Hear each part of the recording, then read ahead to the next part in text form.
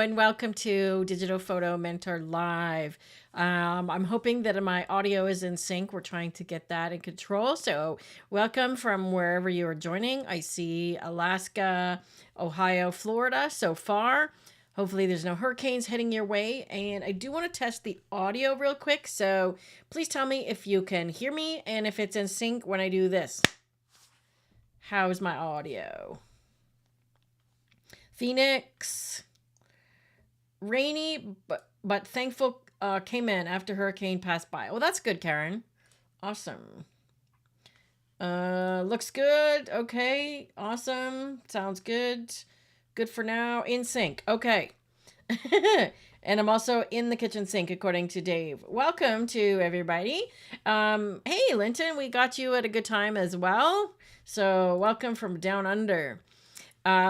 If you are joining us for the first time, please tell me in the chat or on the side, wherever it's at on your screen.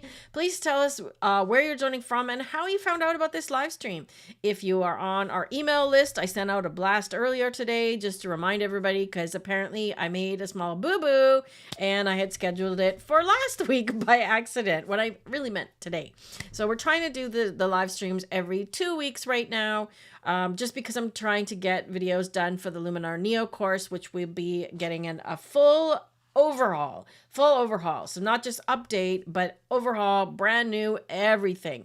So let's just see who is joining. Yes, Linton made it. Dominic from the email list. Awesome. Texas, S Fields. Do we have a first name, or do you want to share your first name with us? So I have lots of great images. Glenda saw the email as well. Awesome. All right. Well, I'm glad to have you all here. And let me see. Does it tell me how many people are here? Yes, it does. Okay, awesome. Manfred, awesome. Good to see you. It looks like he's got a glass of wine in his avatar there. So I'm going to hop over to, let me make sure I get the right screen here. This one. How does that look? Okay, so we've got some nice fall images to work on, and I've got, let me see if anybody's in the house. Debbie's in the house. Have we seen Nancy yet? Did you see Nancy show up? Stafford, welcome Stafford. Phil from Ann Arbor, Michigan. Sam in New York. Oh, lots of new people. This is awesome. All right. Well, welcome everybody. So if you are new here, what we do in this live stream is edit subscriber submitted images. So the images you see on the screen right now were sent to me by people just like you. Debbie, for example, who is here in the chat. So I'm actually going to start with yours, Debbie. And if Nancy shows up, we're going to work on hers as well, because we've got quite a few that Nancy sent in, but we've got some really nice colorful images. And I also code them so that I can work on the image that was submitted by the person in the photo editing software that they use. So this one was sent by Linda, and my code for Lightroom is yellow. So I know that she likes to work in Lightroom. It's another one of Linda's. And also Danelle likes to work in Lightroom, but I believe she has Luminar as well. So if Danelle is here, we can do that. And I'm going to address your question. Hey, Boris, nice to see you, always. Oh, I got to move my comments here. Let me put the comments. Where's a good place for the comments? I guess that's a good place for them. Nice to see you, Boris. And to answer your question, Dave, yes, if you already have the Luminar course, you will get the update, but we're actually going to be doing something different. We're going to do what we did when we launched the course 2 years ago, and that will be a live watch party. So you'll have an opportunity if you want to get that. It is going to be extra, but otherwise you'll have access to all the course lessons just like you have now, and it'll be a separate course when you log in. So it'll be called the Luminar Neo Course 2025, okay? So instead of trying to update all the lessons and then having a big confusion between which are the old ones, which are the new ones, we're just going to have the old ones over here, the old ones over there, and the new ones over there. Keep it simple. All right. And as a previous customer, you'll have access to both of them. Lee's in the house. Awesome. Okay. Did I miss any other questions? Keep track of questions, Rob. I might have missed something. So as I start editing, let's just keep track of that. All right, so I'm going to start with Debbie's, and she actually sent me a before and after. So this is her original raw file. So I do ask for the raw files because when I'm working in the photo editing software, it gives me much more information to work with, okay? And her image is labeled blue. You can see that in the thumbnails down here. I'm just going to make these a little smaller. There we go. Because she likes to work in Luminar, okay? And this is her edited version, right? So she's done a pretty nice job. Looks like she's done a sky replacement. You can even see it reflected in the water, right? So I'm not going to take her image into consideration when I go and do my version. I want to start from scratch. So if you're using Luminar as a standalone, which I have as well, I have that open here. So I've got her image, so I can start right from here. But if you're using Luminar as a plugin and you want to do some of your edits here and then take it over to Luminar, we'll take a look at doing that with one of these images, probably Danelle's, okay? So I often go to Luminar to do my finishing. I actually met with two of the Luminar developers the other day, and they had a bunch of questions for me about how I use the app and the program. And that was one of the things I told them, is that I like to do the stylizing of my images in Luminar. But with this one, we're going to do from start to finish. So this is a Sony RAW file, and we can see her exposure here was ISO 250 with a 24mm lens, f2.8 at a 2,000th of a second, right? So it looks like everything is pretty sharp. She could have used a, if you're here, Debbie, you could have used a smaller aperture like f5.6 and then just lowered the shutter speed a bit to get a bit more depth of field. But using the wide lens, it looks like it's pretty sharp anyway. So not a concern at all. So the first thing we're going to do, I'm going to do a couple of different edits on this one because I want to try something after this. So the first thing we always want to start with in any editing program is the basics or the develop section and working on the raw file. And when you're in Luminar, you'll notice that it says develop raw here. If you go and apply something else first, for example, if I apply enhance AI, which, usually does a nice job, okay, when I close it, you'll notice develop raw seems to be gone, okay? But it's not. If I reset this, it just means that I've applied something else first, okay? So you want to do develop raw first, right? I shouldn't have undone it. Let me undo my undoing. So now what it's done is it's taken me over to this edits tab, okay? I wish they would call this history because that's really what it is this is the history of what you've done to the image. So you can see the enhanced AI that I applied, but underneath it, I can still get to develop raw.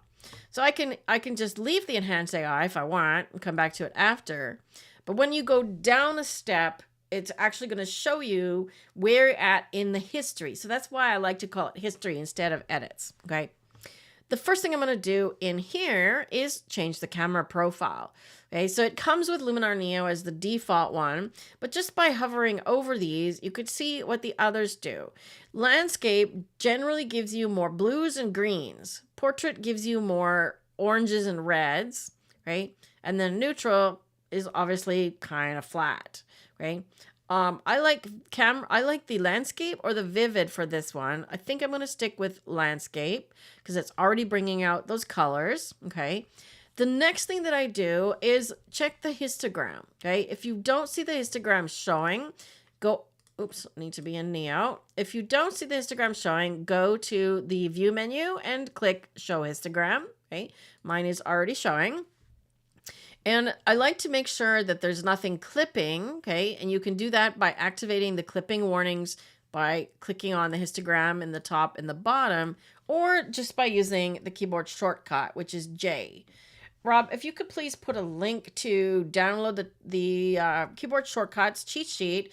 Hopefully you've got it updated to the new version with the new logo and everything. So if you want a cheat sheet for the keyboard shortcuts that I'm using, Rob will put a link to where you can sign up to get the download of that. Okay.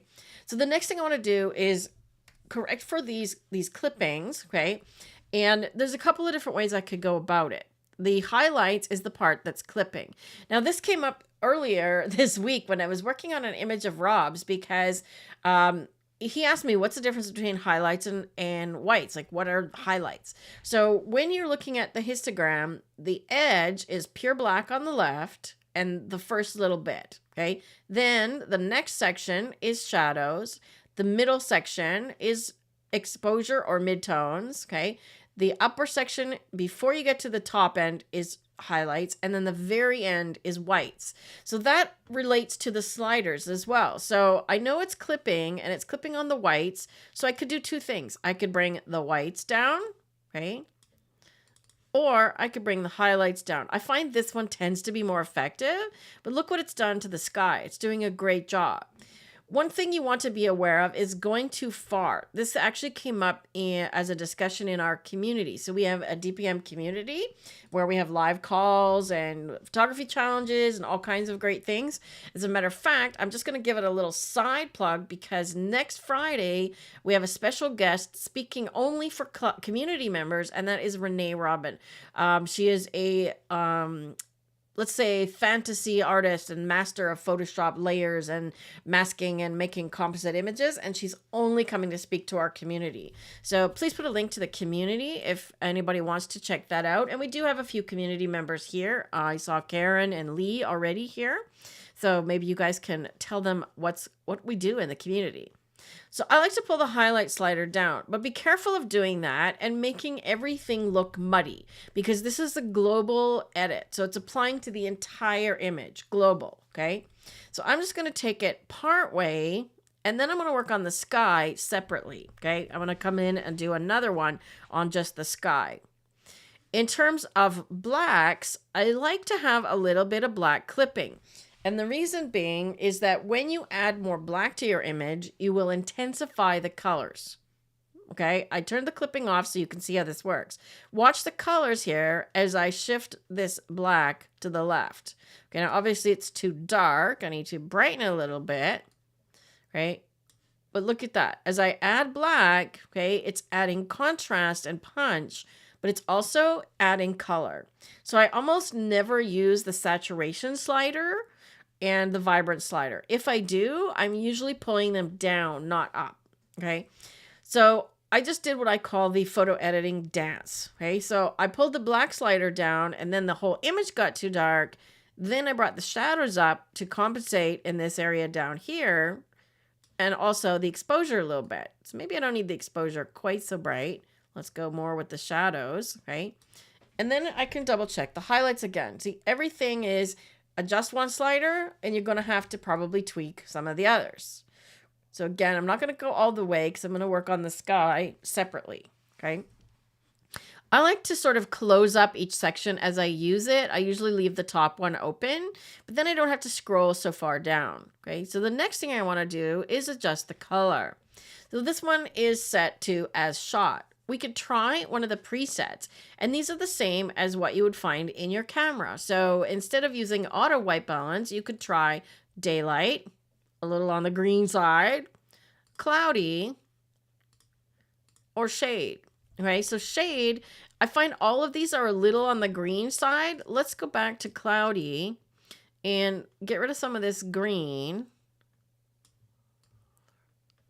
And you see how you can shift the color so drastically with this? We're going to work on the colors a little bit more in another tool, okay? So I want to make sure I give this a little more magenta. If we want to see a before and after, we can just press the eyeball on the tool, the eyeball down here, or the before and after. This one actually works quite well here because we can see half and half, right? So this part is edited, this part is not. So you can see what a good job it's done so far, okay? For some reason, the keyboard shortcut, oh, it is working now. It wasn't working for me earlier today. I couldn't get the keyboard shortcut, which is backslash, to do a before. Let me go back to as shot because I think the color was actually pretty good here. I'm just going to give it a little bit more yellow, like that. Okay, is there anything else I want to do in the develop panel? Okay, let me see if there's any questions in the chat. Let's see. Virginia, St. Louis. Yes, Lee's here. Okay, I don't see any questions. But if you want to do, before you leave Develop Raw, I almost always go down in here and check off fixed chromatic aberration and auto defringe. And I don't know if we're getting any here, but let me just zoom in to 200%. Okay, so if I turn these both off, what chromatic aberration looks like is you'll see there's kind of a little purple outline around all of these trees. You'll get what's called a fringe color around anything where it's dark against light, like this, okay? And usually on the edges, and usually only with wide angle lenses for some reason. See, there's kind of a magenta tint on everything. So what I usually do is I'll try chromatic aberration, which seems to sharpen the trees up. Can you see that? The trees, look at up here. The trees actually look sharper. I'll try defringe or both. Right? Let's see if that's doing a good job. See, it is sharpening it for sure. Definitely the tree looks sharper. Because what chromatic aberration is the lens is not focusing the three colors the same at the same point. So the red, green, blue is not being focused together, and that's why you end up with the fringe. That's just a lens defect of sorts, and it's pretty common, but it's easy to fix with these click boxes here, okay? If you want to do auto distortion correction, that will correct for things like a super wide angle lens. Not really doing much in this case, okay? And we don't need to transform anything. I don't need to do any noise reduction because it's pretty clean. So I think I'm good with Develop Raw. Now, when I close it, it's going to go back to Enhance, which I'd applied previously. Okay, now I can see that this has definitely gone too far. So I'm going to scale this way back. Okay, let me put the clipping warnings back on. And watch what's happening. See, now the sky enhancer is doing a good job of lowering the highlights on the sky for me without making this part flat. Because when you pull the highlights down on everything, you're going to lose the highlights on the leaves and in the water and all those beautiful textures that you've got. Okay, so I only want to pull it down on the sky. Okay. If we want more reflection, we can go stronger. Okay, now this is another one where we can start masking, okay? This is a tool that we can choose to apply to only part of the image. So let's just crank this up and see what it does. Now it's going to the extreme, okay? But if I want to just have it in the sky, because the sky actually looks pretty good at that level, right? Like so. Maybe I just want to mask it off a couple of other areas at maybe 50%. So I can go into the brush, erase at strength 50, and I'm just gonna erase it from like these areas here because I think it's a little too much. I gotta move myself out of the way here.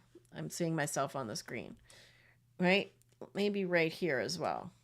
So I want to keep the reflection softer, like this area, but it's doing a nice job. Maybe I want to keep this edge darker too. I like to keep my edges dark, okay? So I'm just doing a custom application of this tool, okay? Now I think I'm going to just scale it back a little bit. See what that's doing? Okay, so now we may not need to do a sky replacement, okay? The other thing that we can work on this image is there's water, and we could try a Twilight tool. So there's lots of great color tools built into Luminar Neo, okay? Color, number one, obviously. We can shift the colors to give us more fall. Let me show you. So if we've got a lot of green in here, if we want more orange, all we have to do is go down to the color tool under Hue, find the green slider. Let's shift that more towards yellow, and let's shift yellow more towards orange. Look at that. Okay, now we almost have too much of that. So let's just scale it back a little bit. Right? But we can certainly enhance the amount of yellow and orange as opposed to green. See how we got a lot of green here, less green. Okay. Now we can also go to saturation and say, well, I'd like a little more saturated orange. Maybe red, if there's any red. I don't see a lot of red. Okay, So we're shifting more to fall. So if you want to bring more of your fall colors out, this is where you're going to do it. This tool. I'll show you one other tool that's going to be really handy for fall colors as well. Okay, under luminance, that's brightness. So I can choose to darken the greens a little bit if I want. I like to do this little trick where I brighten the yellows and darken the greens because the tones are often very similar and it just brings contrast into the trees. Can you see that? See how the trees are sort of all the same tone and now they just have more contrast. Okay? I feel like it's overall a little too sharp, but we're going to work on that. That looks pretty good. Now, if I want to try and bring blue down, often you'll find some blue in the sky. There's not much there. Looks like there's some purple in the water. So that's actually doing a nice thing here. It's kind of darkening this area. So I can darken that. But look at how brown the water looks. Okay, so let's see if we can fix that.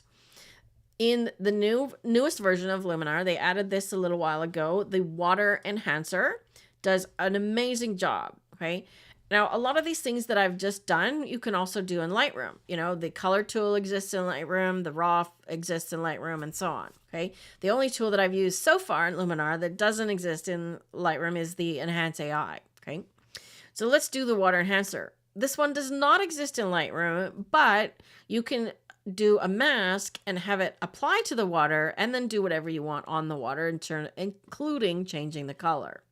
Right, so it picks the water and it's done a pretty good job.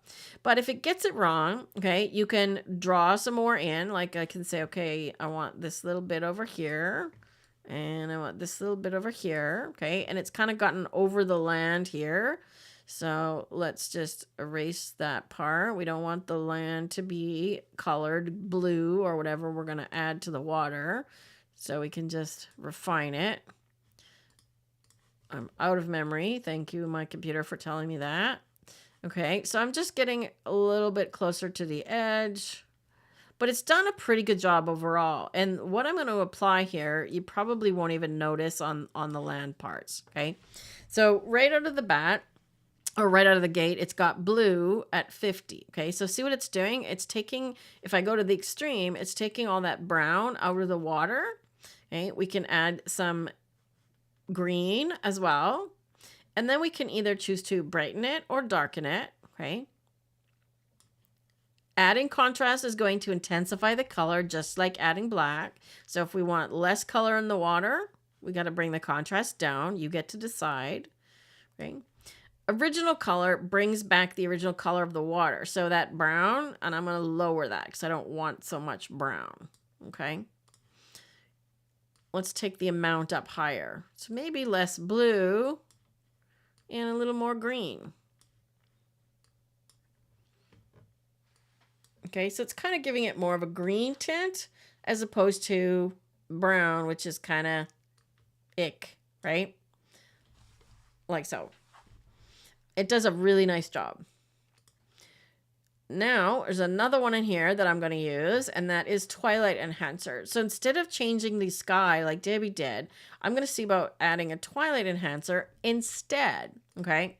So Twilight Enhancer comes with some presets, and I'm going to pick one that has a bit of green in it. So it's going to move these sliders around as a preset in terms of how it applies it, but we can fully adjust all that, okay? So it's bringing the exposure down on the sky, which I don't want so much. It's setting the color down here to blue and green. Oh, away from his keyboard, right? The dawn exposure is this middle section here, okay?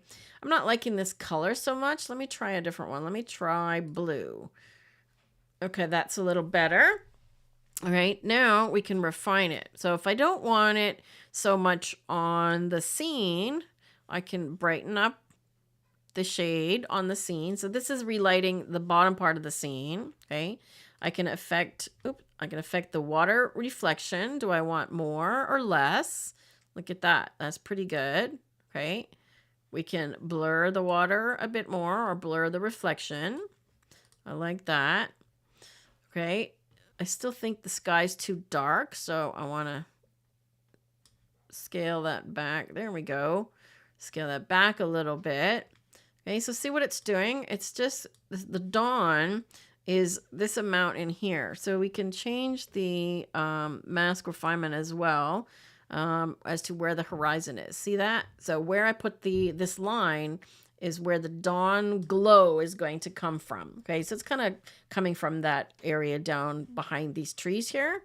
Okay, so the dawn currently is sort of pinkish blue, right? If I want dawn to be more pink, we can go more pink. Okay, and let's do more of that.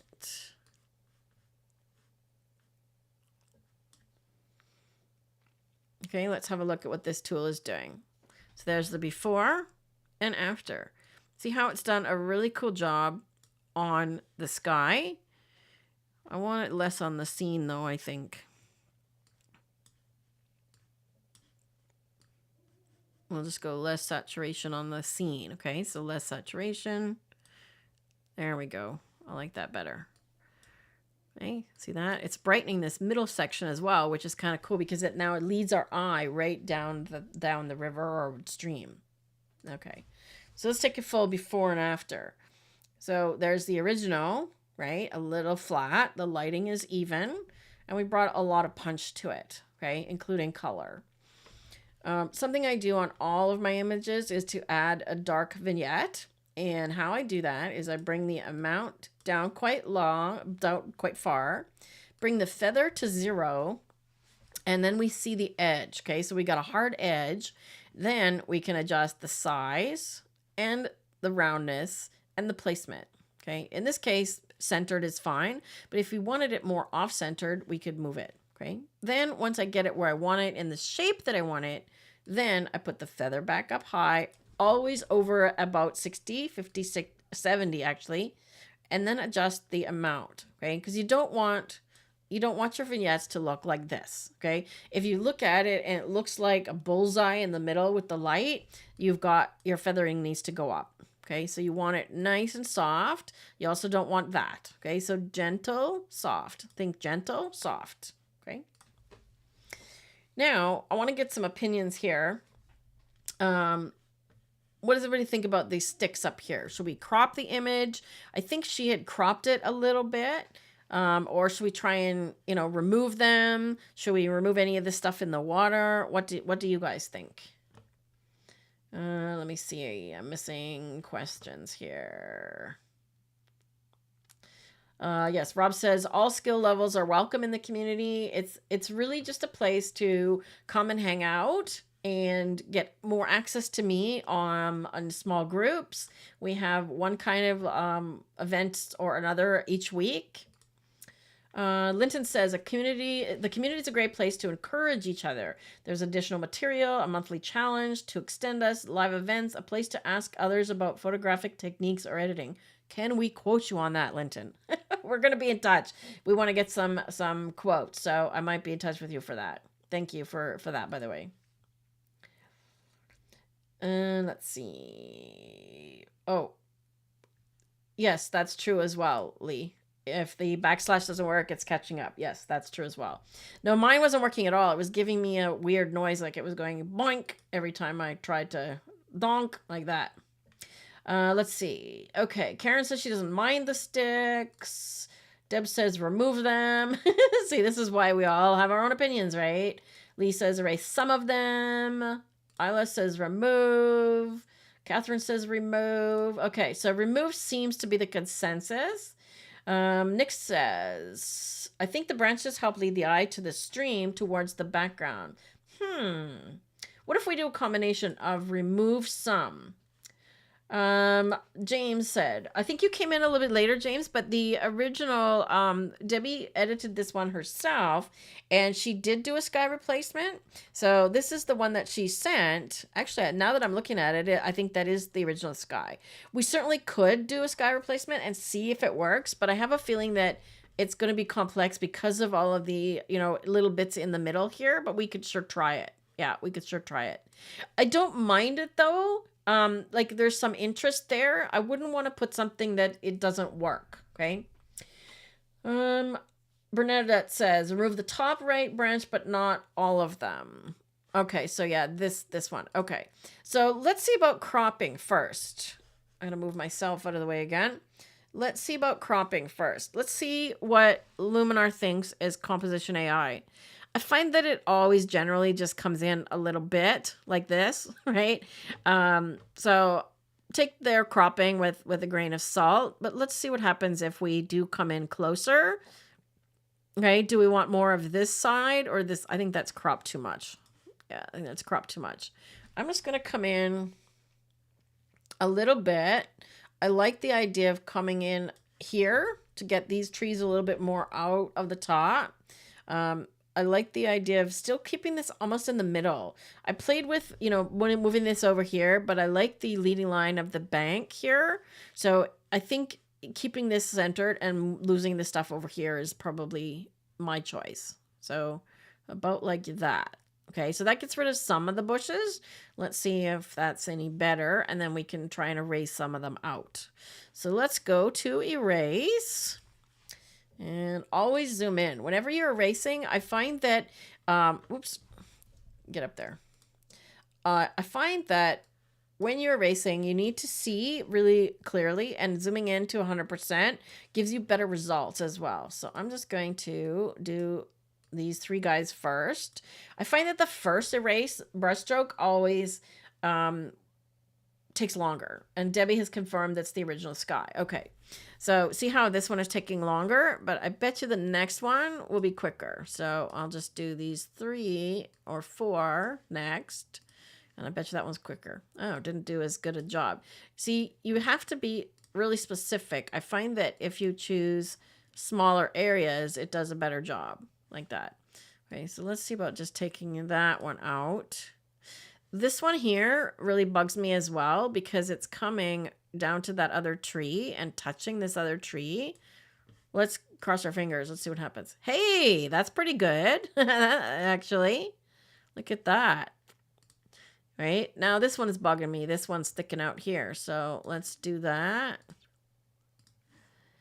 And I do it piece by piece. So I'm not trying to do the whole thing at once. I'm doing piece by piece, right? And it's doing a good job. I find when erase goes wrong is when you try and do like everything. If you paint over this entire branch, you're going to have a disaster, okay? But look at how it's working little by little here, and it's doing a really good job.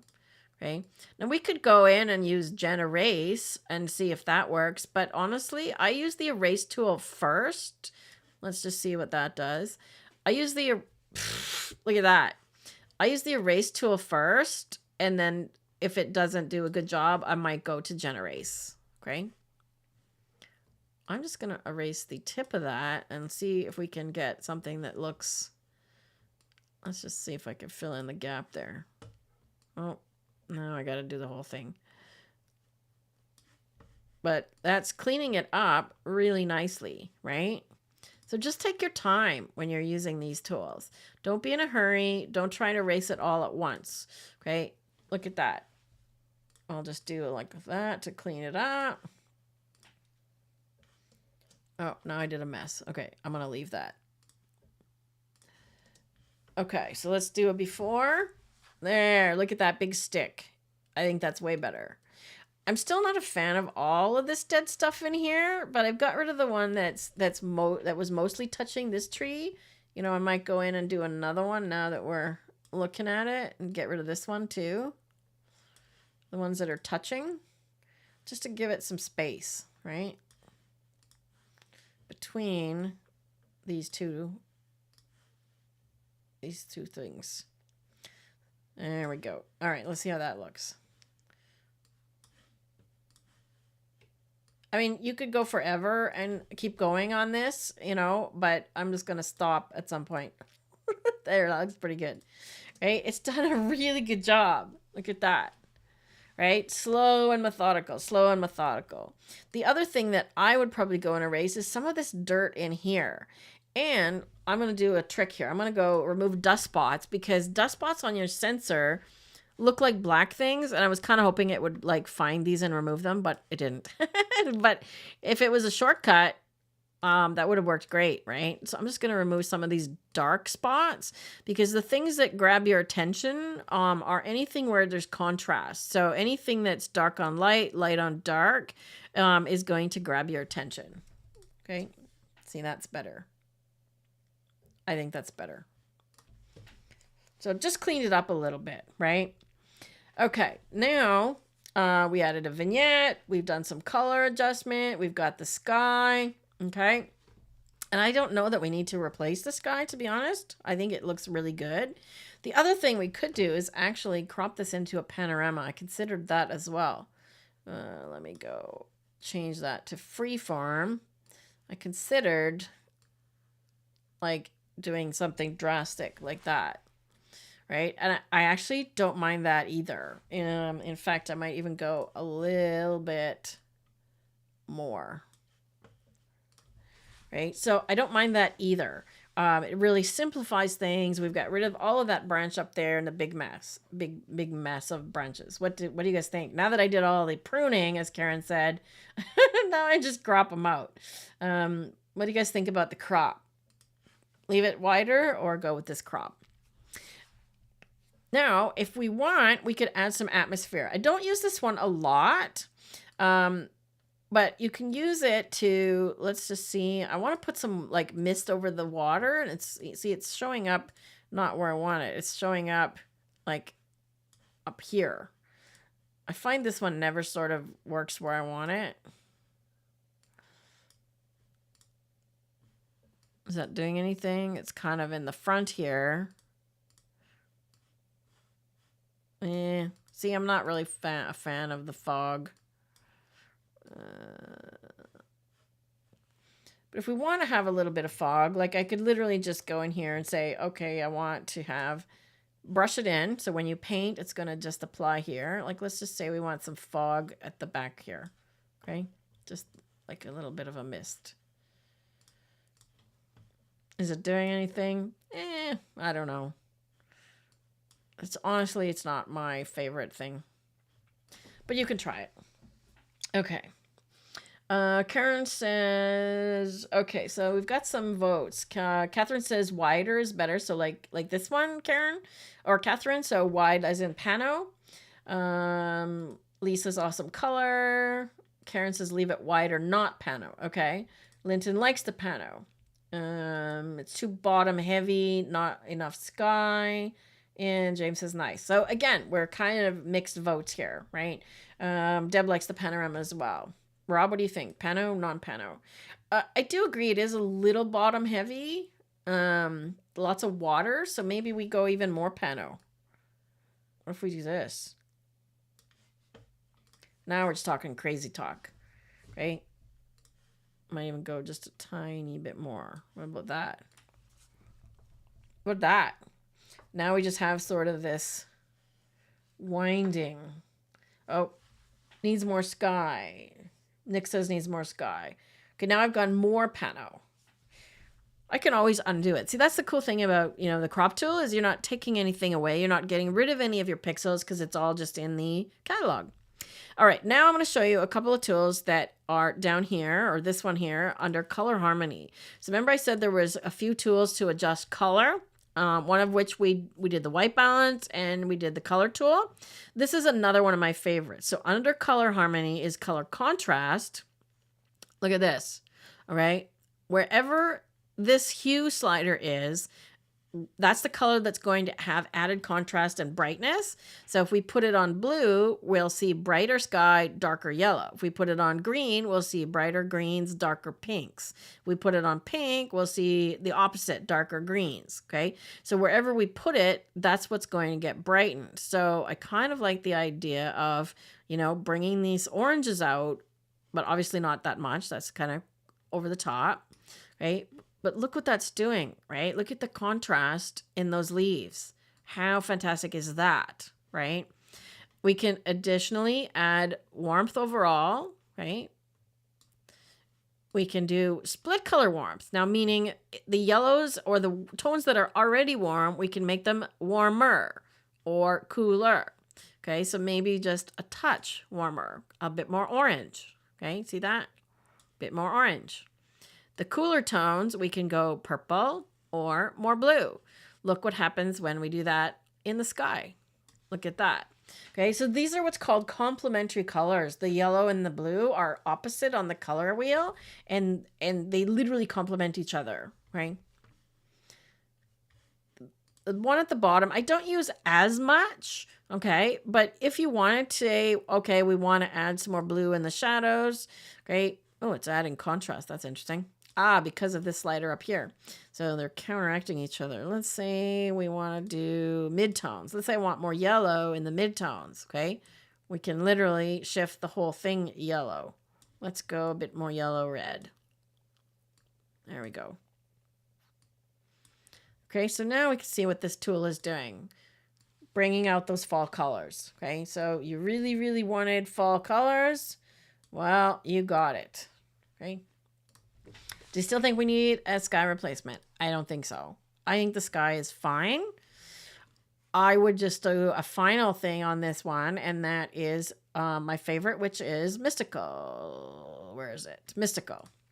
I don't have anything in my actual favorites right now, partly because I'm filming the Luminar course, and I want to be able to show you where the tools are normally, not up at the top. So I love Mystical, right? And this one is one where you could literally take it quite high and, you know, give it this ethereal look, right? Look what it does to the water and the sky, right? We can bring the shadows up or down, okay?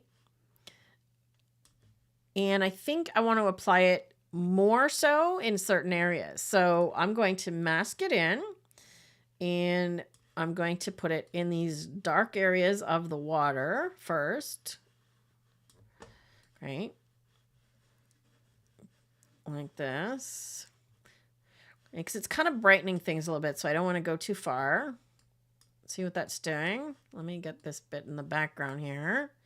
And I like what it did on the sky, but not so strong. So I'm just going to go with a lower percentage. And the same with the trees. So I'm just going to paint over the trees with a lower percentage. So I'm using about 30% across the trees and the sky, 20%, and I used 70 on the water, okay? And anywhere that I want to have a bit more glow, just give it another little zap. I might have more on the edges as well, okay? So keep the edges softer. So there's the before and after. See how that beautiful glow happens over there, right? Look at that. Gives us more contrast too. Okay. Now let's revisit the crop. Okay. Let's just undo the crop. And how did I have it cropped the first time? So I'm just going to come in. I think I just had get rid of that branch like so. I think that was my crop. So either way, I think they're both valid. I still don't like the stick, right? I kind of prefer the pano, but it's your image, Debbie, and, you know, crop however you want.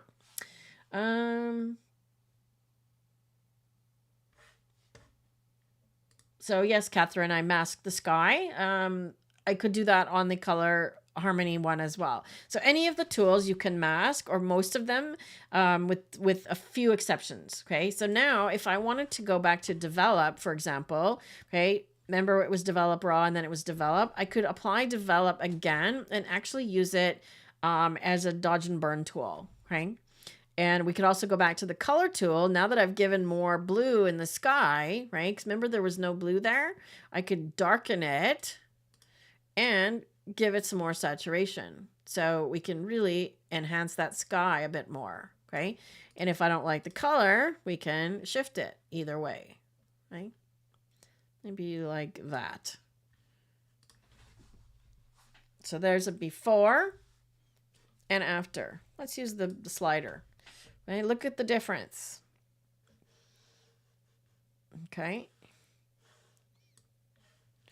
Now, tricky for me to show. Catherine says, now that I've undone the crop, do I need to redo Mystical and so on? Nope, it does not affect any of the edits. I can crop and all the edits are still there. Yep, no issues. Some tools you didn't think of, awesome. Let's just flip from this one over to Lightroom. I can't really show them side by side, but I want to see Debbie's edit. Okay, so there's Debbie's edit. You did a pretty good job, you know. The only thing that I would suggest from here is to just give it a bit more contrast, right? So remember we talked about the blacks, right? In Lightroom, I can just hold the Alt Option key, but look what that does. Remember color, black. Look at that. You just need some black on your version. That's all.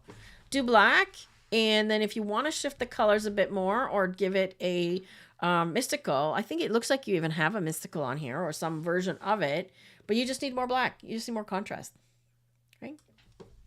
But pretty good job, right? Mine's gone more orange. I went more orange. I do like the pano crop. Sorry, guys. I'm going to veto. I do like the pano crop. I like getting rid of the whole tree. I think I was up to there. I do like the pano crop. It brings me closer because we're getting rid of that foreground. Oh, did it apply? There we go. We get rid of some of the foreground. When you have a lot of foreground, a lot of water, it feels like it's really far away.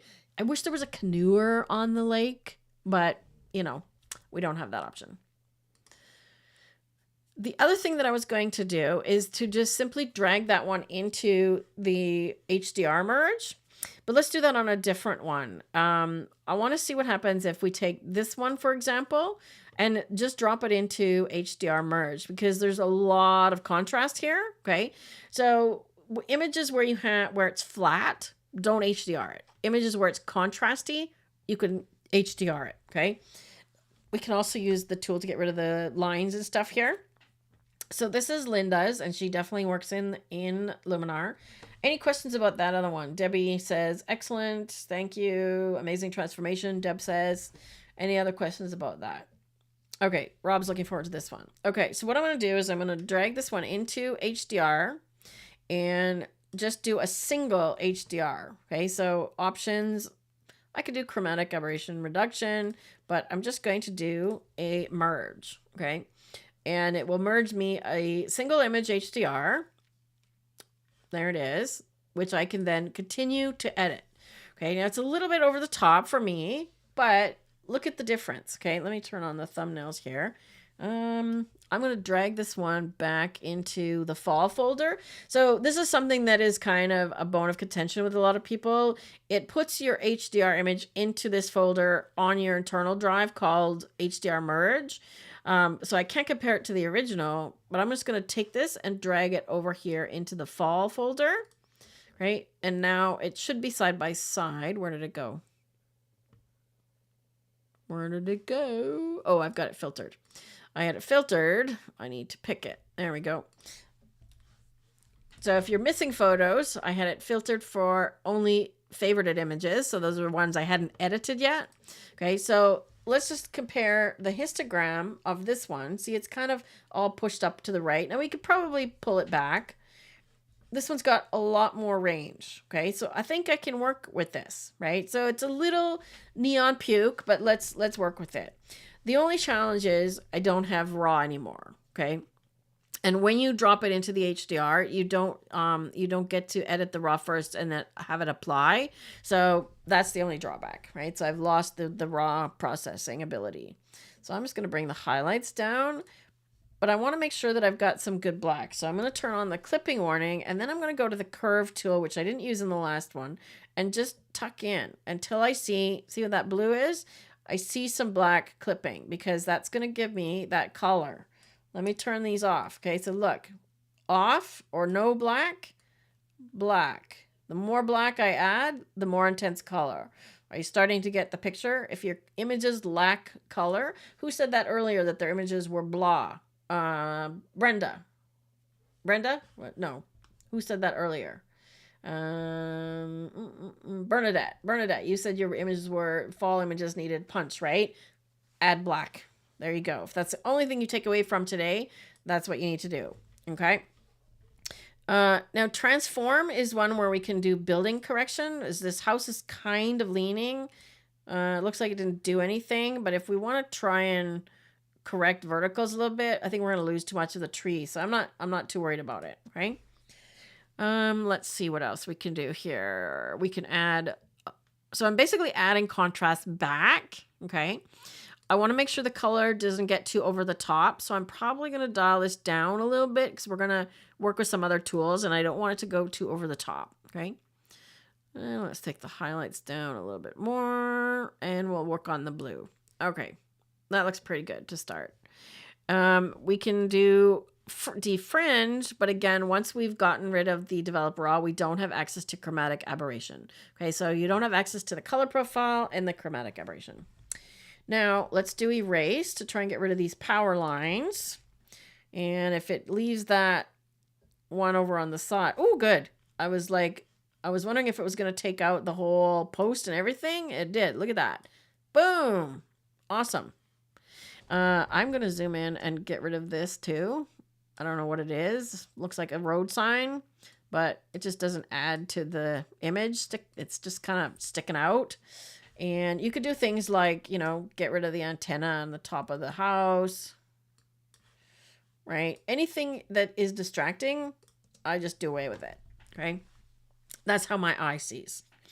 All right, now I see this image as the lone tree on the hill. And I really want to make it the lone tree, but there's another tree over here. So I'm actually going to crop this one more into square. I'm going to go freeform. And let's just come in on this side and get rid of that tree. So it kind of comes to the peak of the house there. Actually, let me try square. Let me see what square looks like. Little too tight. Okay, so a little too tight. I want to come in a little bit just to the bottom of the hill. So I'm simplifying, right? So just to the bottom of the hill and just getting rid of that tree over there. I'll leave a little bit of it and we'll just clone that out like so. Right. About like that. How's that? Centered? There we go. Okay, so I left a tiny little bit of tree over there. I'll just erase that one out real quick. There we go. And I want to see what it's going to do with this. If I try and get rid of this building over here. Ha! Nice. Look at that. I totally get rid of all that stuff over there. Look at that. Nice and clean. Okay. Always add a vignette. That's another thing that I do. So remember, feather down. And because we cropped, okay, the vignette does not match the cropped version. That is another one of my pet peeves. And I've talked to the developers about that. And so I'm going to make it round and just position it right around the tree. About like that. Okay. So see how handy that is to use as your positioning. Okay. Let's go a little darker. Okay, so that's helping these corners a lot, okay? There's still a bright bit of the sky down here, and I'm not crazy about this road, so I might even erase the road or use the erase tool on the road as well, okay? But we can also do develop again, just like I showed a moment ago. So I can say, okay, let's go highlights down. Ooh, wow, look at that. Look what happened there. I wasn't planning on that, but that's pretty spectacular. Let's just do that. Right? I wasn't going to do that all the way. Let's do that. And let's just darken even more. And I'm going to mask it off the tree. So I'm just going to use a radial gradient and get most of the tree. And then just invert it because I want the outer part, right? Okay, see there's a little bit too much there. I've gone too far. You can start to see the circle too much. Okay, so what I might do is come back and erase again. What I'm looking for is I'm seeing these dark corners here. So I want to erase the top corners because they've gone too dark. Like that. So I want to make sure that it's blending nicer. So every time I do a brush stroke here, it's 28%. Okay. See what that's doing? Really nice job down here. Really nice job on this guy. Okay, so before and after. Yep, this road is bugging me. I'm going to just do away with it. Wow, I'm really impressed with what the erase tool is doing today. Really, really, really impressed. See, it doesn't want to erase the corner. Still leaves me a corner. And I don't know what this is, but I don't like it either. I'm going to get rid of it. Yeah, see, it didn't do such a good job. So restore, puts it back. Let me just get more of this. Maybe it will do a better job if I give it more. It keeps putting the sidewalk back. Okay, I could try the clone tool. I can use the clone tool instead. And I'm just going to lower the strength a little bit. So I'm going to clone from here over to here. See that? So I just put some leaves in the corner. There we go. These are kinds of things that bug me too. This little thing in the middle here. So I would use an erase tool to just get rid of that little blue spot right there. There we go. Maybe this one. Maybe this one. Okay, so I'm looking for stuff that stands out when I back out. This one is a little bit, but not bad, right? So there's our sort of before and after. And we have not used this color harmony tool. I'm going to guess if I even attempt this one, it's going to go crazy, right? I can use it to darken the sky, darken the green, give us more contrast. And then brilliance brings it sort of back down. Definitely don't make this, please. Okay, that's definitely in the realm of neon puke. We don't want that. There's more contrast. I don't even know if we need it, to be honest. Like minimal. If I want to darken the blue, we can go to the color tool. So these are all the same tools I'm using. So color harmony and the color tool are huge when you're dealing with these fall colors. Okay, so I'm going to darken the blue. Look at the house is blue. See that? I'm curious what color is in here because there's this part of the sky. Oh, there's a pink chair over here, but I can darken the chair if I don't want to darken the chair. Okay, there's magenta in the sky. Look at that.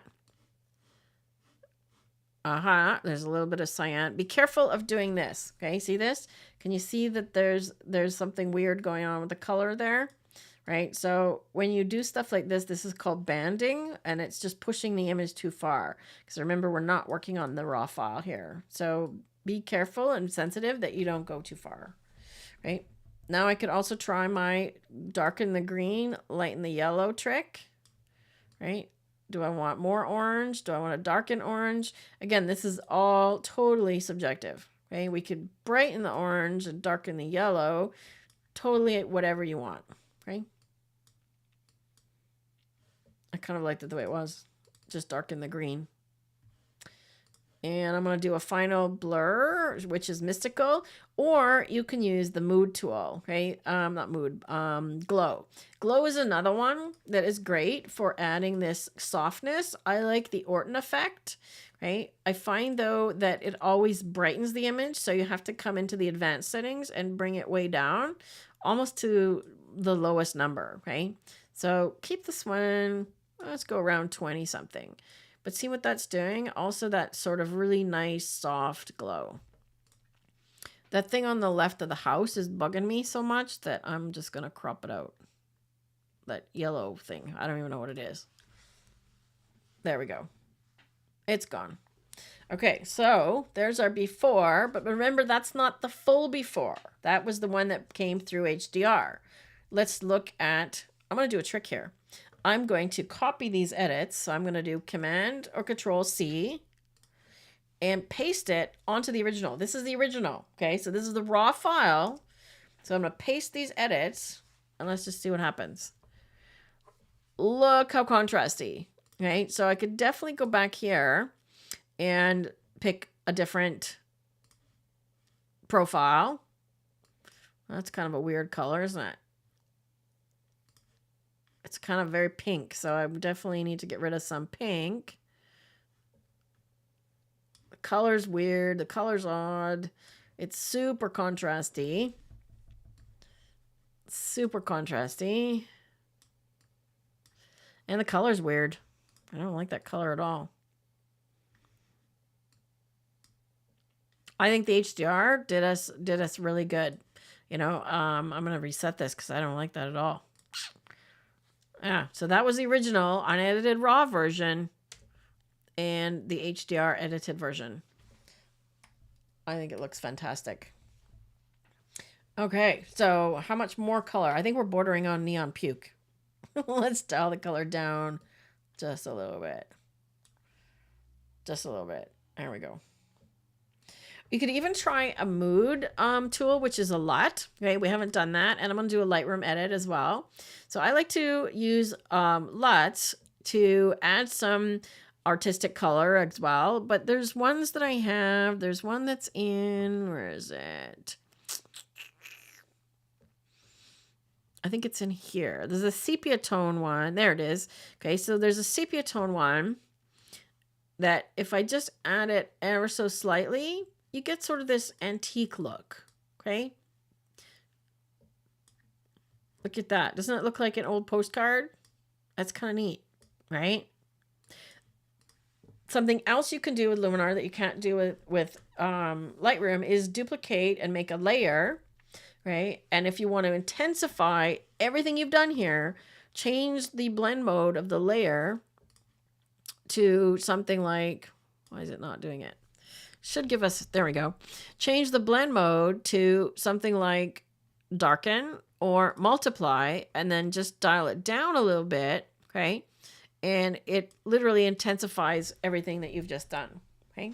You can also add a texture overlay maybe around the sky and so on, but I think this is a really nice, this is a perfect example of the kind of image that is just simplicity and it doesn't need a lot of other stuff. Yeah. Okay, let me go back and look at my questions. Rob says, looks like his grandmother's house. Yes, it does. We saw his grandmother's house in Saskatchewan. Do I usually change the camera profile to one of your camera options, or do you leave it as Luminar default? I don't for mine because mine are Fuji files and the color's not great for them. But for most others, I do. Let's just see what others we have in here. So this is one from Nancy. Let's take a look at this little guy as an example, right? So can you see the little chipmunk there? I didn't see him when I first saw the picture, but he's got a nut in his mouth. So this is the Luminar default. And let's take a look at the camera one. So camera portrait, standard. I'm going to skip the monochrome, cine-like, natural, cine-like, monochrome, vivid, scenery. Okay, so look at scenery. Look what it does. Right, so doing one thing makes a huge difference for a lot of these images. Okay. So yes, I would highly recommend changing the profile. Right, like this one as well. I would highly recommend changing the profile. I'm just going to darken that down first. Right. So let's take a look. Neutral. Landscape. Look at that. Right. So landscape does a massive job on blues and greens, like I said, right? And we were talking about this in the community about getting a halo around the sky. Notice that there isn't one here because this is the camera profile on the raw file. Okay, so the camera or the profile has done all the work here, right? In some cases, I think this might have gone too far. Like I've gone too far here now. We can probably give it a little bit of shadow punch, but look at that. That one is a huge difference. Okay, can you see that, Nick? Huge difference. Okay, we've got some duck butts over here. There's a duck butt and a couple of other duck butts. Right, so I might tend to crop this one. Let's just do a real quick edit on this one. So this one I might tend to go horizontal, more pano as well. Right. Is I don't like this thing on the right here, the sand. The cloud is really nice, so I don't want to lose too much of it, but let's keep it like that. And sorry, ducks. You guys are going. Let's just simplify. Let's just follow the KISS principle and keep it simple. Okay, so I'm going to go like that because I want to keep this flower in. So let's go like that. And then, sorry, ducks. There goes your butt. We can leave this guy if you want to have some comedy relief. I think he's kind of funny having a duck butt, but you could try to erase him if you want. I'm not going to go through that process. Okay, I would probably use the erase tool on this as well.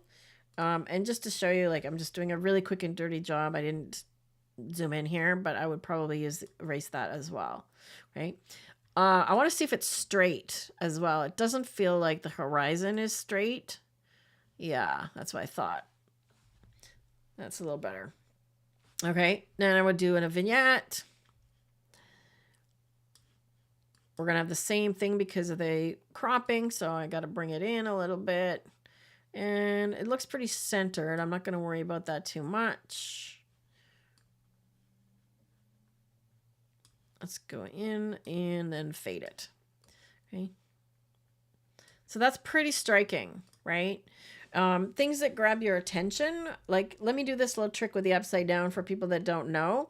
When you look at your image upside down, that's where your eye is going to go when it's right side up, or where somebody else's eye is going to go. So when you're looking at this image now, where does your eye go in this one?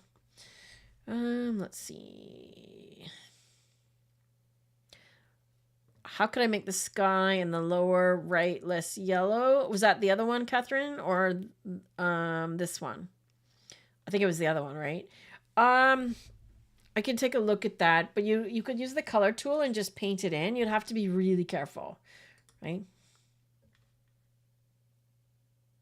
Yeah, I think that the house did look tilting. Or do you mean this one here? All of my LUTs are in custom folders, yes, and that's why they show up under categories like that. But most of those are ones that I've gotten from other places. Okay. See you, Lee. Oh, 5 a.m. Goodness. Yeah, safe travels. Nick says, why would you not use the built-in pano options rather than the free crop in case you want to print it? I'm not sure what you mean by built-in pano options. I can take a look at that though. I don't worry about aspect ratio in terms of printing it. If I want to print something, I want to make it look best for the image, not for the size of paper that I can print it on. I'll just print it with a border and then do a custom mat or frame. So I don't worry about custom sizing at all. Yes, Gen Swap could add a canoe in the water for sure. Okay, so Karen says tree and then the white cloud. Okay, yeah. Where else does it go? The red leaves, yeah. The house is tilting. Oh, how do I keep my LUTs in my own folders? Let me go back to there. Oh, how do I keep my LUTs in my own folders? Okay, let me come back to that one. Okay, so my eye goes to all of those things that you guys described, and then also this little dot up here. Okay, so I would want to get rid of this white house over here. So again, I'm going to use the erase tool because this fence drives me crazy. And anything that's white grabs your eye, right? That did a pretty good job. I just want to get rid of the white part, right? I don't care what it fills in. If it fills in a bush, that's fine. Yeah, look at that. I mean, it kind of copied the fence, which looks okay. There's repetition. But I just don't want my eye going there. See how that makes a big difference? Just that little spot. I don't mind the goose, actually. He's kind of cute. Okay, LUTs. Let me go to mood on this one. Okay, so under the mood tool, if you want to do custom LUTs, okay, so if you want to add a LUT file, you can add one at any time. You just have to navigate to where it is, okay?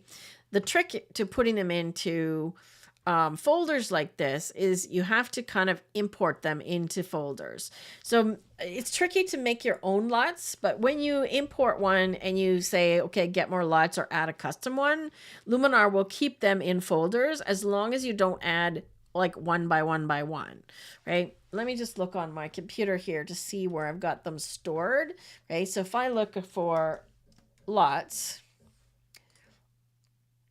on my computer, okay, so I know that this aged LUTs is one of the folders. Okay, so you could see that they're on my hard drive, on my Mac, under Luminar Packs, LUTs, and then here they all are. Okay, so these are the same. Let me just make this smaller. Can you see this? Okay, as this pull down menu. Okay, so the same list, and I think I might have more in another place. Okay, but for the most part, I have them here. If I go back to search for them, I think I have them in another place as well.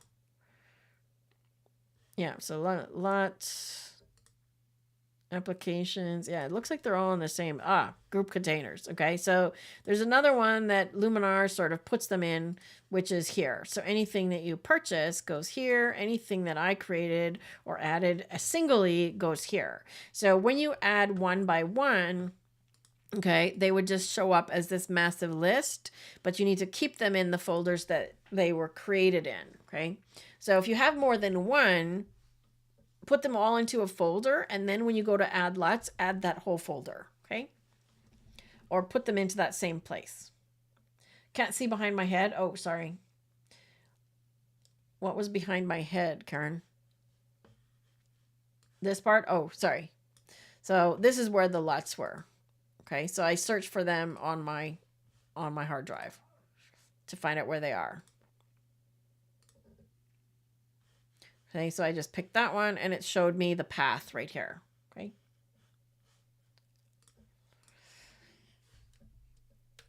Okay, so this one is actually a little too contrasty for me, and then the waters, the sky's actually gone a little too dark.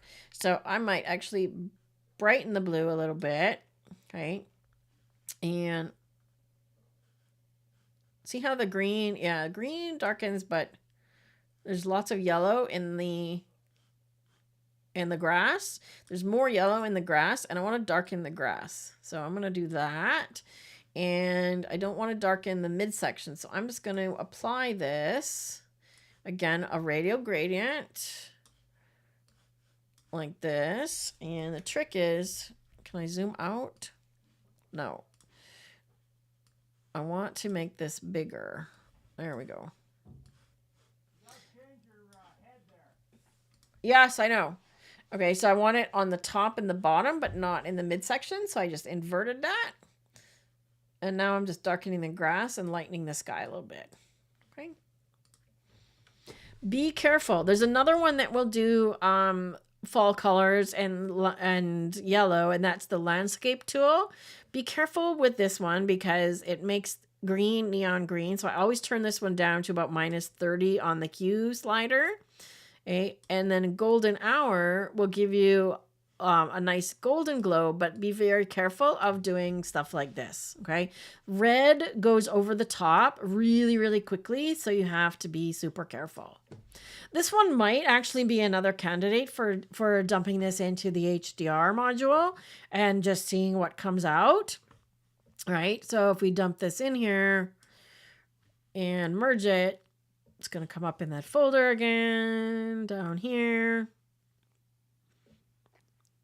Give it a second. It's thinking hard.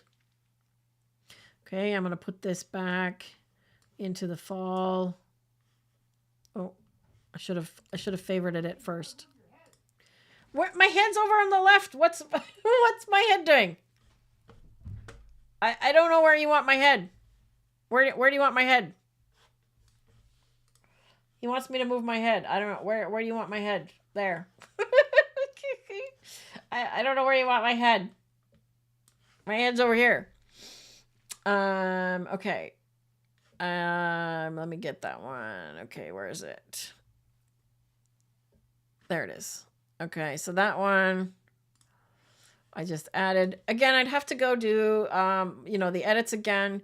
But you can see, let's sort by file name, so they're all together. So that's the HDR version, and it brings out, it removes a lot of the contrast. It's super bright, but you could certainly work with this, right? And just by bringing it down, we've kind of lost a lot of that, nice color in the trees. So I think I prefer that one, right? But when you have an image that's really contrasty, don't be afraid to try a single image HDR. Okay. Oh, the house was behind my head. Sorry about that. Yes, Dave. This video just streams directly to YouTube, so it's there on our channel forever. And as soon as we end the live stream today, the recording will be there for you to watch. But I want to do I haven't done a Lightroom edit. So how many Lightroom users do I have attending today? Let me just come back in here and do some Lightroom stuff. Because I did this one in Luminar. It'd be interesting to do the same one, wouldn't it? It'd be interesting to do this same one. Yes, when you dump it in HDR, it pulls the raw file. It doesn't take the edits with it. So that's, like I said, the only drawback. So yeah, it dumped the edits. But the edits are still on the original because it makes a new file, Catherine. So it didn't remove anything. It just made a new file with no edits. Yes, for Lightroom. I don't know where you want to put me, Rob. I'm in the bottom corner. Am I not small, like a little tiny? What, I'm seeing myself as a little tiny head in the corner. Where do you want me? Up here? Is that better? Is that better? Where do you guys want my head? I didn't think I was on top of the edit, but my bad. Am I good there? So no, that's not good, or no. Like I really don't know what you want me to do there. That's my only other option, is to take myself off. I don't know where you want my head. Like, I'm over here, out of the way. I can make my head smaller. How's that? That's good? Okay. All right, so now let's do the same thing back in Lightroom, okay? Thanks for joining in, Nick. Picked up some good suggestions. Awesome. That's all we want. Awesome, awesome. Okay, so let's do the same thing. So I went to the camera matching. Okay, so if you're in here and you're doing a raw file, it should show camera matching profiles. And the one that I chose in Luminar was the landscape one. And I did bring the highlights and stuff down. It looks different, doesn't it? Looks way different in here than it does in Luminar. Like, way different. I'm going to bring the shadows up because it's super contrasty. I'm going to do the same kind of crop. Let's just come in there, right to the edge. And let's see about straightening. There we go. Let's do the same erase. I don't know if that's a leaf or a duck butt, but let's get rid of it. Like a little bit of both. Let's try refresh. See, it's not getting rid of that leaf. Oh, there we go. That's not bad. It's not perfect, but it's not bad. And then also, see the fence here. The trick with the fence is I just want to tone it down so I can actually just lower the opacity. So I can do an erase and then just lower the opacity and it'll just darken it. Okay. It doesn't allow you to do that in Luminar, so that's one advantage here that we have in Lightroom, is we can lower the opacity of the erase tool. In Leo, it's either you have it or you don't have it. Okay, so now we've kind of got the same. Oh yeah, I erased this guy too.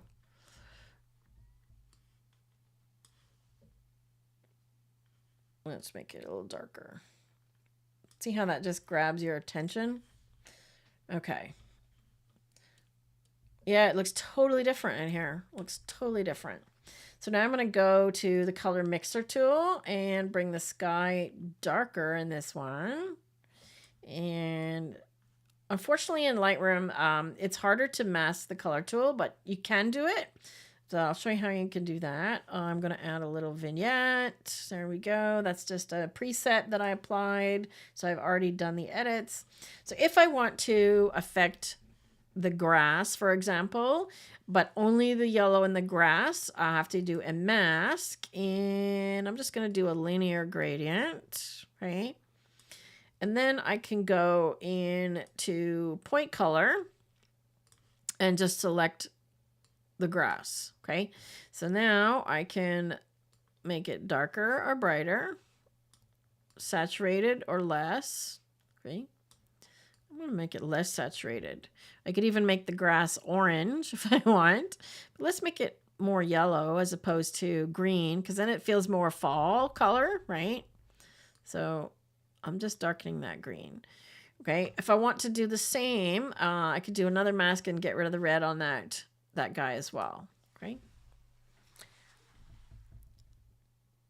That's a similar edit than what we got on Luminar. I also do a shift double click trick in Lightroom. So I hold the shift key down and double click on the word whites. And what that does is it adjusts the white slider so that you're just touching the edge of the histogram on the white side. And then the same with blacks. Okay, so it's not going over the top. So there shouldn't be almost nothing clipping, just a little bit in these deep shadows. So there's the before and after.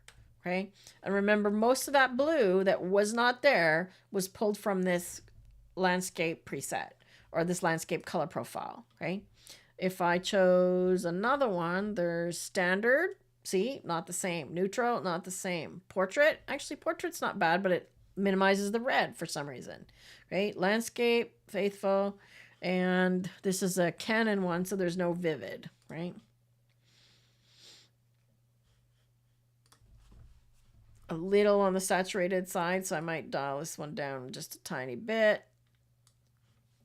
And voila. Let's compare that one to the Lightroom, or the Luminar one. Okay, so there's our Luminar edit. Looks pretty similar, right?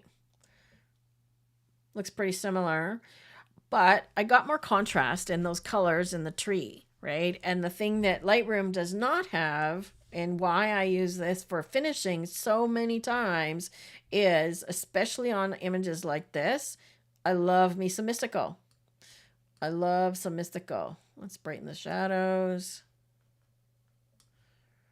I think this image overall could be lightened a little bit as well. The other one is a little brighter, so let's just brighten it up a little bit. Okay, so just that softening. I love the Mystical. Okay, so that one compared to the Lightroom edit. They're pretty similar, but Lightroom doesn't have those softening tools.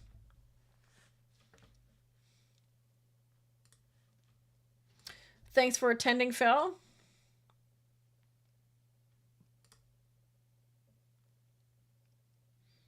Let's see.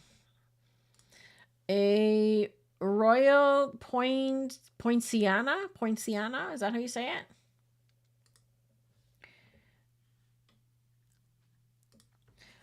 Yes, Luminar edits generally are easier than Lightroom, and it really depends on what you're used to, right? Like, when I talked to the guys from Skylum, they literally asked me what would it take for you to, leave the Lightroom environment entirely, and I have 256,000 images in my Lightroom. Can you see that?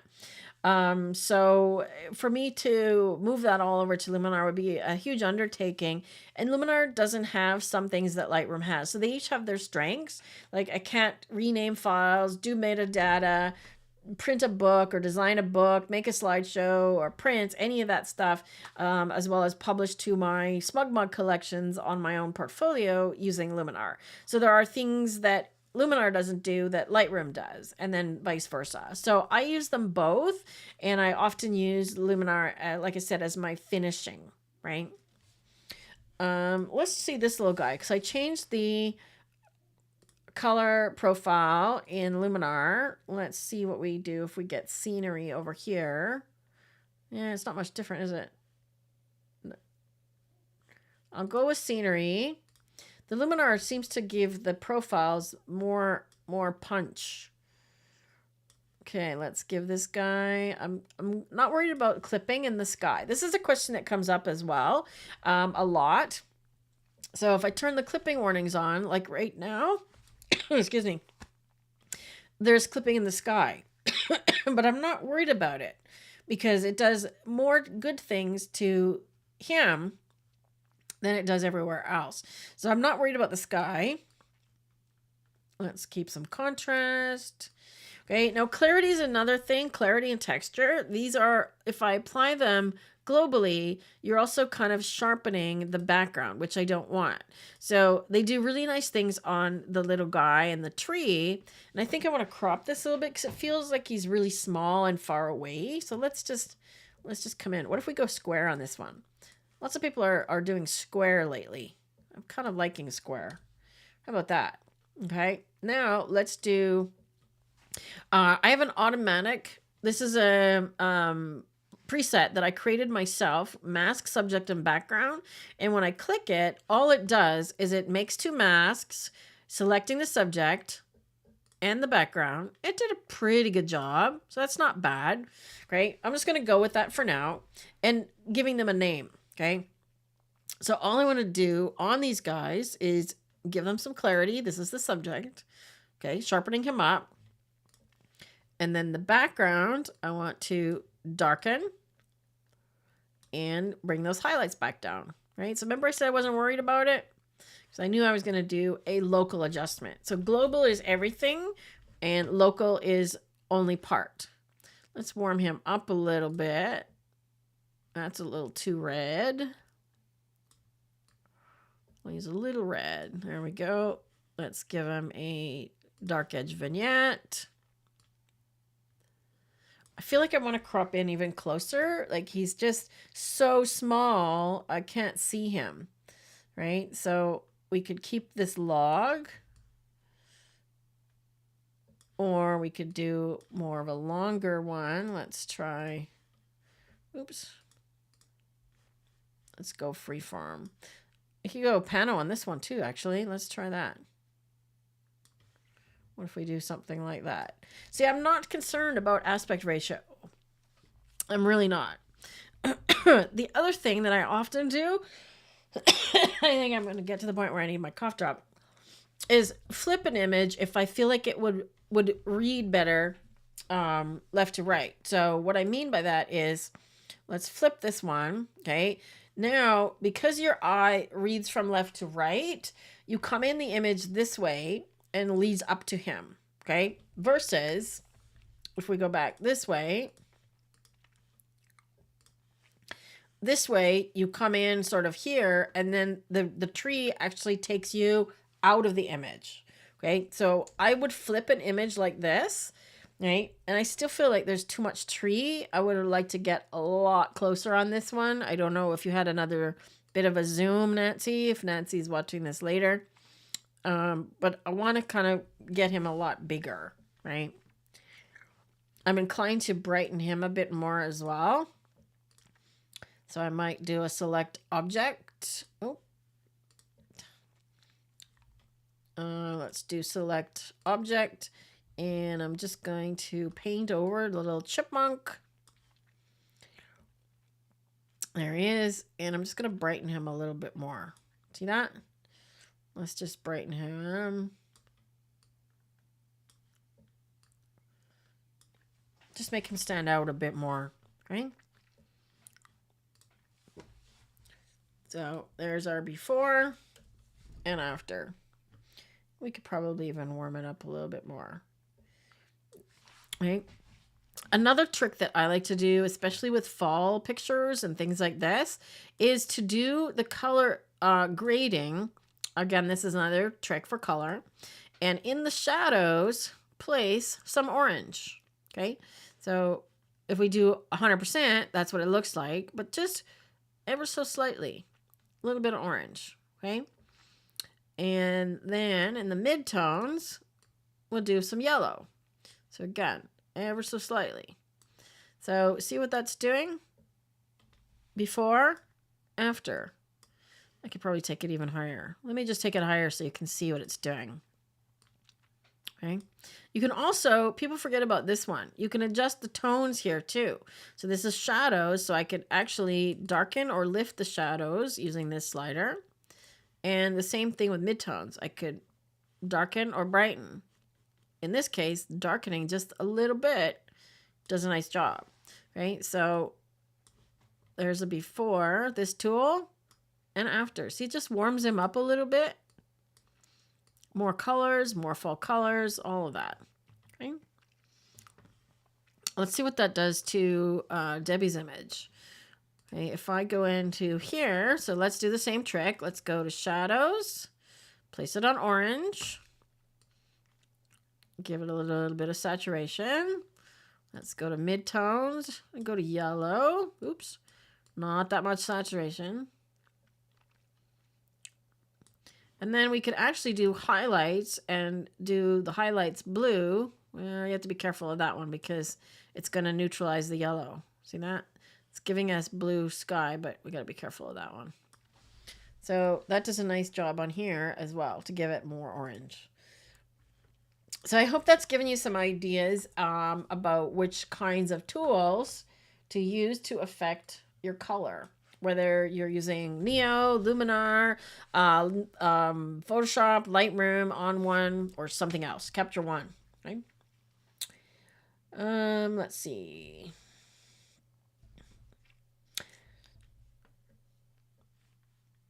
Bernadette has both Neo and Lightroom Classic. Awesome. Yeah, I do as well. Right?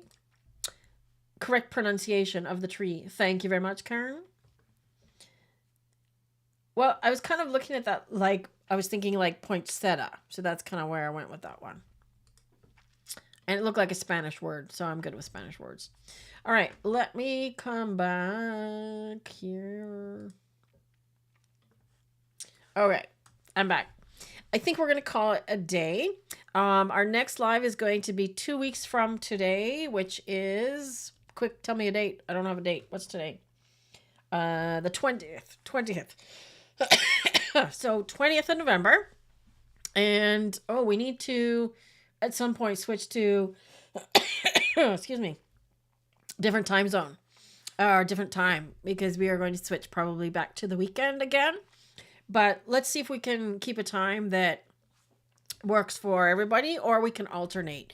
Because if we go back to early afternoon, we lose Australia. Any questions? Well, I think I need a glass of water because my throat is dry. I hope you've enjoyed editing this editing session with the fall images.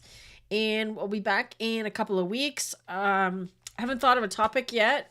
We may do something again on layers, but do please check out our Digital Photo Mentor community.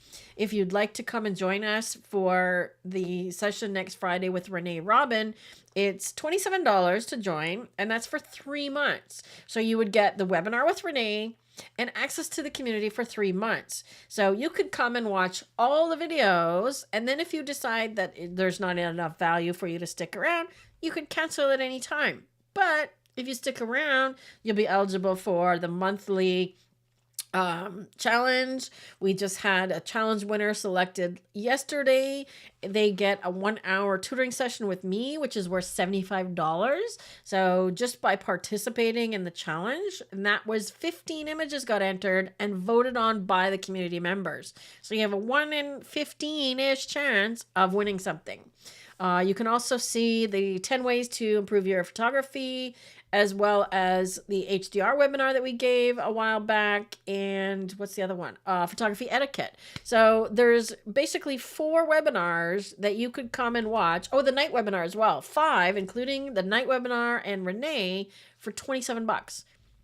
What do you got to lose? Come join us. Check it out. And I think you're going to want to stick around because we have tons of value every month for you. So if you enjoyed what you saw today, there's even more inside the DPM community. So with that, I'm going to say good night and take care until we see you in a couple of weeks.